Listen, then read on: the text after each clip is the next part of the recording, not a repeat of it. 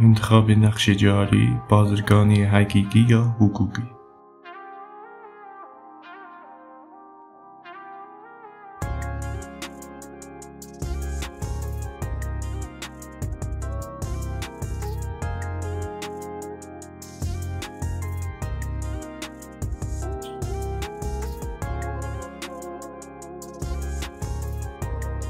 برای باز کردن پرونده جدید نیاز به توکن دارید یا همان امضای الکترونیکی.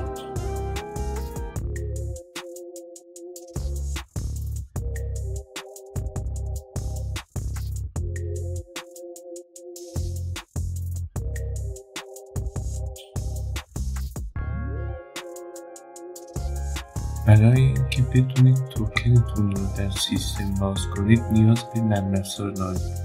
اسم نرم افزار دستینه است که از گوگل میتونید دانلود کنید.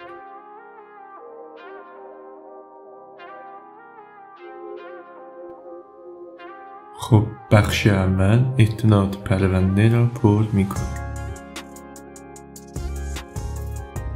یک شماره پیش‌فاکتور به دلخواه بنویسید.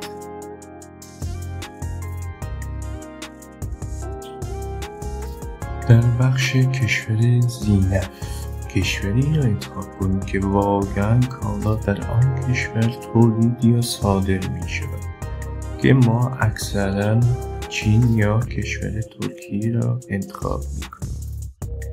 تاریخ صدور پیش‌فاکتور، تاریخ امروز را انتخاب کنید و تاریخ اعتبار پیش‌فاکتور را 1 سال بعد از تاریخ صدور پیش‌فاکتور انتخاب کنید. بعدها میتونید تاریخ ها را ویرایش کنید و پرتفرمایی که از فروشنده دریافت میکنید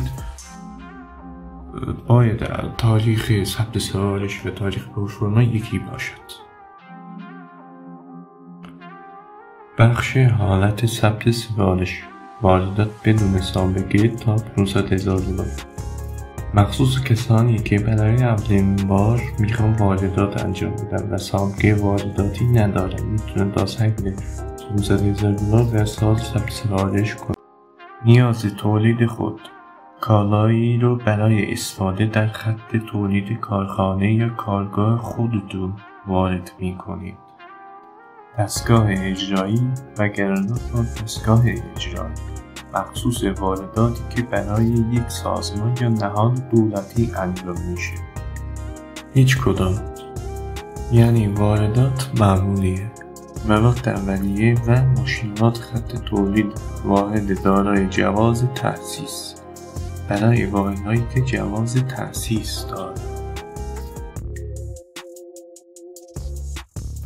نوع فروشنده خارجی، حقوقی یا حقیقی که حقوقی بهتر است. شناسه فروشنده همان مشخصات طرف خارجی است که پیش‌فاکتور را برای شما صادر کرده است. شناسه فروشنده باید از قبل در سازمان جامع تجارت ثبت شده باشد. در بخش نوع واحد تولیدی باید مشخص کنید مجوز تولید را از کدوم مرجع صادر شده که ما اکثرا صنعتی رو انتخاب میکنیم. صنعتی یعنی وزارت صنعت، صنفیان اتاق اصناف، بعد جهات کشاورزی یا وزارت نیرو.